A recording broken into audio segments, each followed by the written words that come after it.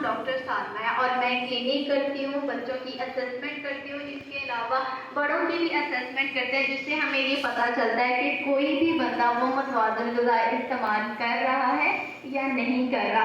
अगर तो आप मतवाज़न ग़िज़ा इस्तेमाल करते हैं तो आपका कद, आपकी बॉडी लैंग्वेज और आपका हाइट के अकॉर्डिंग हर चीज़ ठीक होगी। लेकिन अगर आप उस ग़िज़ा का इस्तेमाल नहीं करते तो आप बहुत जल्दी बीमार रहना शुरू हो जाएंगे, कमज़ोर से होंगे। और अगर आप ज़्यादा न्यूट्रिशन का इस्तेमाल करते हैं, यानी कि ज़्यादा खुराक खाते हैं अपनी ज़रूरत से, तो उससे क्या होगा कि आप बहुत ज़्यादा ओबीस नज़र आना शुरू हो जाएंगे।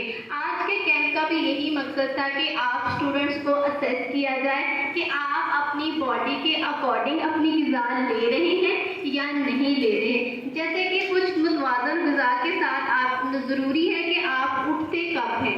जब आप सुबह उठते हैं, अर्ली मॉर्निंग जाना, अगर आपको छुट्टी भी है तो भी सुबह जल्दी उठा करें, नाश्ता किया करें, नाश्ते को कभी भी स्किप मत करें। अगर आप लेट हो जाते हैं तो नाश्ता अपना साथ लेके आया करें और नाश्ते के टाइम पे नाश्ता किया करें। सुबह 8 से 9 बजे तक का नाश्ता होता है और ये वो टाइम होता है जब नाश्ता आपको पूरी ग़िज़ाइयत परफॉर्म करता है। नाश्ते के अंदर आपने एक पराठा या फिर एक चपाती और उसके साथ आपने अंडा लाजमी इस्तेमाल करना है। एक दूध का ग्लास पिया करें। आप बच्चे जो कि 18 साल से कम हैं वो कोशिश करें कि